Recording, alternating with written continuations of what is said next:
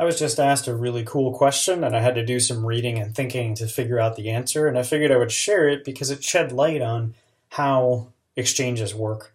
And given that they work so differently than the exchanges we're used to for stock trading, I see a lot of value in understanding these differences so that we know how this new world of cryptocurrency works.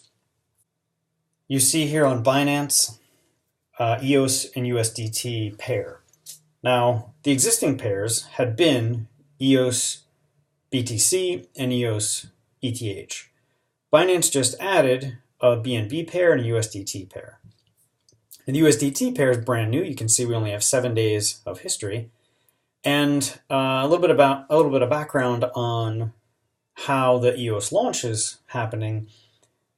The EOS tokens that you bought so far are placeholder tokens. They're ERC-20 Ethereum-based tokens that were placeholders while the software was being written for the EOS Mainnet.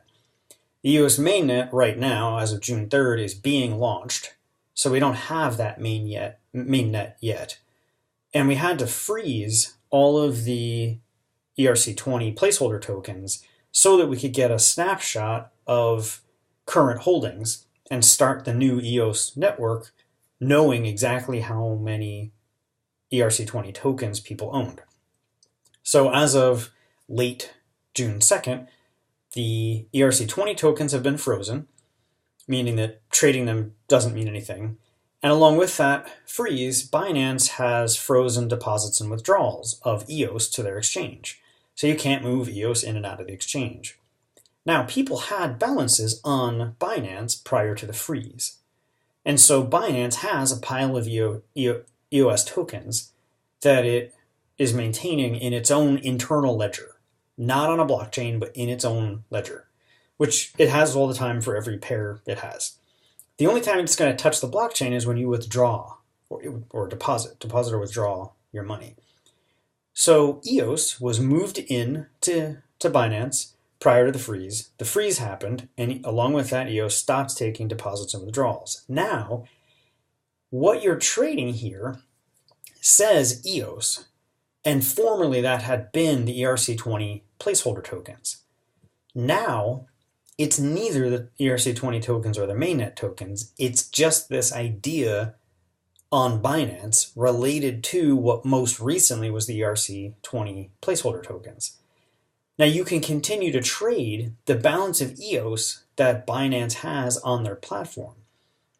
But the implication here is that the size of the market on Binance is not changing because nobody can bring in or take out new EOS coins. When the mainnet for EOS actually launches in the next day or two, Binance will have to sync with that. They'll have to write software to talk to that network properly once they know what that looks like. And then they'll re-enable deposits and withdrawals. People will then be able to withdraw EOS tokens to the EOS mainnet or vice versa, deposit them to Binance from the mainnet. But right now, in the interim, while the ERC-20 tokens are frozen and the EOS mainnet doesn't exist yet, you're literally trading entries on Binance's internal accounting ledger. That's it. Anyway, I hope that provides some insight. I found it really interesting to try to answer that question. I thought I'd share that insight for whatever it's worth for you understanding the tools you use every day in the crypto world. Thanks for watching. Leave any questions or comments in the comments section.